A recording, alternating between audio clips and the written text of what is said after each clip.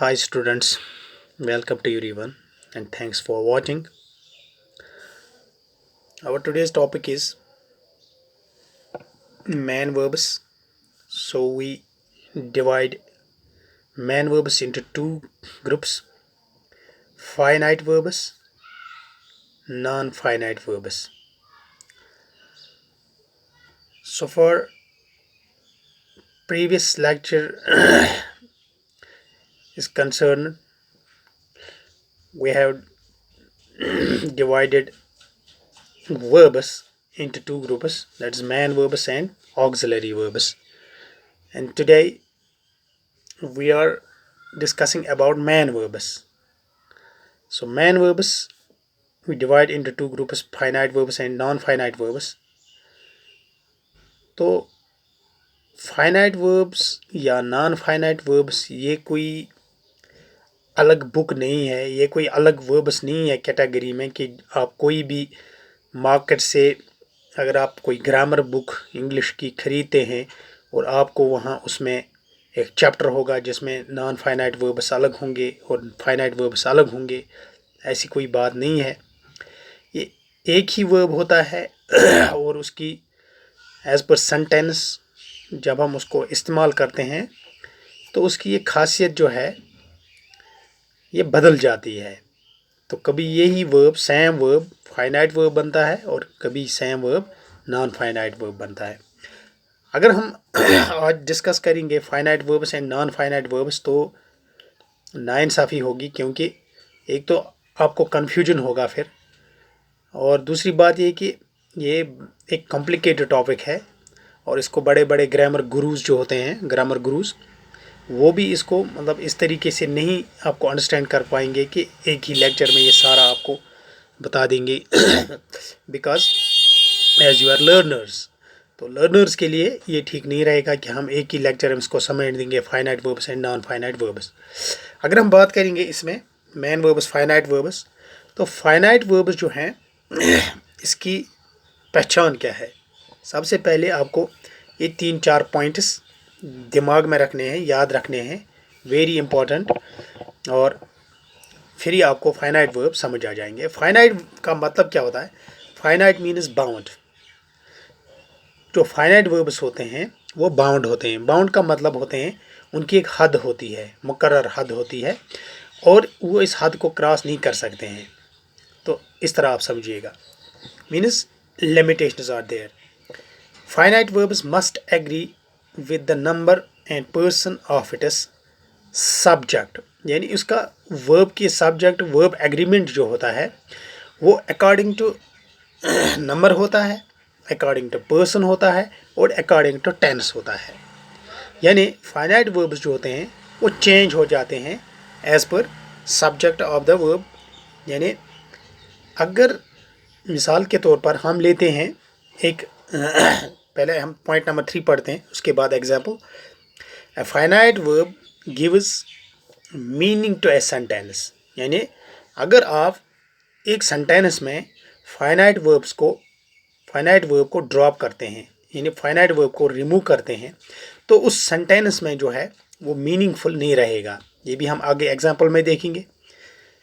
Last point, if the tense of the sentence changes, यानी जैसे मैंने अभी कहा कि अगर हम किसी सेंटेंस का टेंस जो है वो हम चेंज करते हैं तो then the form of the verb also changes, यानी उसकी वर्ब की जो फॉर्म है वो भी चेंज हो जाती है, तभी हम इनको फाइनाइट वर्ब्स बोलते हैं।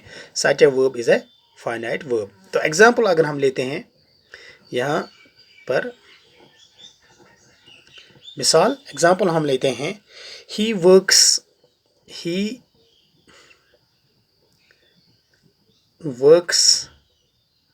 at the Photoshop।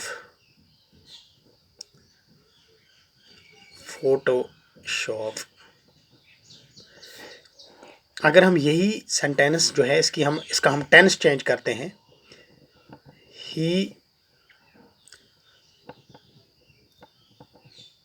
Worked eight the Photoshop, तो आप देख लीजिए जो ही हमने टेंस चेंज किया, जो ही हमने इस सेंटेंस का टेंस चेंज कर दिया और सब्जेक्ट हमने सेम रख दिया, तो वर्ब फॉर्म जो है, वर्ब की फॉर्म, फाइनाइट वर्ब की फॉर्म वो भी चेंज होगी। जैसे he works at the Photoshop, he worked eight the Photoshop. अगर आप देखोगे सब्जेक्ट यहाँ पर सेम है और ऑब्जेक्ट भी यहाँ पर सेम है, लेकिन चेंज क्या हुआ? चेंज हुआ वर्क से वर्कड। वर्क से वर्कड ये क्या है? जो अगर हम इसको लेते हैं वर्क्स, तो ये प्रेजेंट सिंपल वर्ब है, और अगर हम ये वर्कड लेते हैं ये पास्ट सिंपल वर्ब है। इसका मतलब है यही है, इसी पॉइंट में मैंने आपको बता दिया, if the tense of the sentence changes, अगर यहाँ पर टेंस चेंज होता है, हमने प्रेजेंट सिंपल को, सेंटेंस को चेंज किया है पास्ट सिंपल में, then the form of the verb also changes, तो इस वर्ब की फॉर्म जो है वो चेंज हो जाती है। लाइक दैट, अगर हम, अभी मैंने आपको बताया, अगर हम इस सेंटेंस में से फाइनाइट वर्ब को हम निकाल देते हैं, रिमूव करते हैं, जैसे यहाँ हमने दिखाया, a finite verb gives meaning to a sentence, यानी एक फाइनाइट वर्ब सेंटेंस को मीनिंगफुल बनाता है। अगर हम इसको यहाँ पर रिमूव करते हैं और ड्रॉप करते हैं, तो क्या ये सेंटेंस मीनिंगफुल रहेगा? क्या इस सेंटेंस पर कोई असर पड़ेगा? लेट ही, तो वर्क या वर्कर जो है, इसको मैं रिमूव करता हूँ, ही एट द फोटोशॉप, तो इसका मतलब है he ate the Photoshop sentence is incomplete, because ये हमें, हाँ, मीनिंगफुल सेंस या जो है ये मीनिंग हमें नहीं देता है, यानी ये सेंटेंस अब अधूरा रह गया है, इसकी मीनिंग पूरी नहीं हो जाती है विदाउट फाइनाइट वर्ब। अब सवाल है कि फाइनाइट वर्ब्स हम कैसे पहचानेंगे, हम किसको कहेंगे फाइनाइट वर्ब?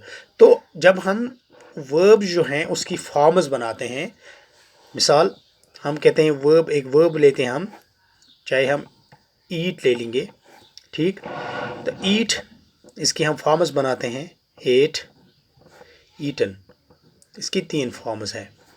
फिर प्रेजेंट की 2 फॉर्म्स और है, ईट्स, ईटिंग। अब ये क्वेश्चन है, नाउ द क्वेश्चन अराइजेस, अगर आप मुझे क्वेश्चन करोगे सर, तो इसमें से हम किस फॉर्म को हम फाइनाइट वर्ब कहेंगे, ठीक, तो ये बहुत ही एक कंफ्यूजिंग क्वेश्चन है। फिर नॉन फाइनाइट वर्ब्स जो है वो कौन से हैं? लाइक दैट, हमने कहा अभी कि फाइनाइट वर्ब जो होते हैं वो चेंज होते हैं एज पर tense. Eat first form of the verb है, present simple, ate past simple, eaten past participle. Eating जो है ये प्रेजेंट पार्टिसिपल है, ईट्स जो है ये भी प्रेजेंट सिंपल है विद थर्ड पर्सन सिंगुलर के साथ। अब ये मान के चलिए ईटिंग और ईटन, पहले इन दो को यहाँ से हम निकालते हैं। याद रखना ये दो जो हैं, पहले क्लियर हो गया हमें, ये नॉन फाइनाइट वर्ब्स हैं, नॉन फाइनाइट वर्ब्स हैं। क्यों है ये नॉन फाइनाइट वर्ब्स? ये अलग टॉपिक है, अभी हम इसको डिस्कस नहीं करेंगे। फिलहाल ये दो हमने निकाल दिए यहाँ से, अब ये नॉन फाइनाइट वर्ब्स हैं। अब बचते हैं ईट, एट और ईट्स। अब यहाँ पर ये मान के चलिए ईट और ईट्स ये सेम है, प्रेजेंट सिंपल है दोनों। फ़र्क ये है कि ईट को जो हम present simple first person singular के साथ और सेकंड पर्सन सिंगुलर और प्लूरल के साथ भी हम इस्तेमाल करते हैं, लेकिन जो ईट्स है ये हम खाली थर्ड पर्सन सिंगुलर के साथ इस्तेमाल करते हैं। अब मान के चलिए कि ये दो एक ही हैं। अब हमारे पास, इसको मैं सर्कल करता हूँ, इसकी बात अब हम यहाँ नहीं करेंगे। अब बचते हैं हमारे पास दो, ईट और एट। तो इन दो में से अब हम, क्या ये दोनों फाइनाइट वर्ब्स हैं या दोनों में से एक फाइनाइट वर्ब है या नॉन फाइनाइट वर्ब है? अब मान के चलिए कि एक हार्ड एंड फास्ट रूल है, hard and fast rule, present simple और एंड पास्ट सिंपल वर्ब्स जो होते हैं, forms of the verbs, present simple and past simple forms of the verbs, और ऑलवेज फाइनाइट वर्ब्स, तो याद रखना present simple and past simple जो verbs की फॉर्म्स होती हैं वो ऑलवेज यानी हमेशा फाइनाइट वर्ब्स होती हैं। क्या होती हैं? Finite verbs. लाइक सिंग एग्जाम्पल है, लाइक टेल, लाइक लॉफर्ड, लाइक यहाँ पर हमने कहा एट, तो इसमें क्या ऑक्सिलरीज भी आ सकती हैं, मिसाल like is, was, am, were, तो ये भी जो हैं फाइनाइट वर्ब्स हैं। अब सवाल है कि जब हम नॉन फाइनाइट्स की बात करेंगे उसमें एक नॉन फाइनाइट्स की एक कैटेगरी है इन्फिनिटिव्स। तो इन्फिनिटिव्स जो हैं वो दो किस्म के हैं, zero infinitive and to infinitive. जब हम ज़ीरो इन्फिनिटिव की बात करते हैं यानी base form of the verb की बात करते हैं विदाउट टू, तो उसमें ये प्रेजेंट सिंपल जो है बेस वर्ब ये आएगा, बट उसकी एक अलग कंडीशन है। तो जब आप नॉन फाइनाइट वर्ब्स जो है वो पढ़ेंगे उस सूरत में आपको वो वहीं समझ आ जाएगा। लेकिन आप ये वीडियो जो है उसके बाद जो नॉन फाइनाइट वर्ब वाला वीडियो आएगा उसको देखना ना भूलिएगा, तभी आपको ये समझ आएगा। फ़िलहाल आज आपने ये याद रखा कि नॉन फाइनाइट वर्ब्स जो होते हैं वो खाली दो ही होते हैं, वो होते हैं present simple and past simple. Rest of the verbs जो हैं, फॉर्म्स जो वर्ब्स जो होती हैं वो नॉन फाइनाइट वर्ब्स होती हैं। तो कैसे अब नॉन फाइनाइट वर्ब्स क्या होते हैं, उनकी कैटेगरीज क्या होती है, उनको हम कैसे पहचानेंगे, ये आने वाली वीडियो में आप ज़रूर देखिएगा। Have a good day, thanks.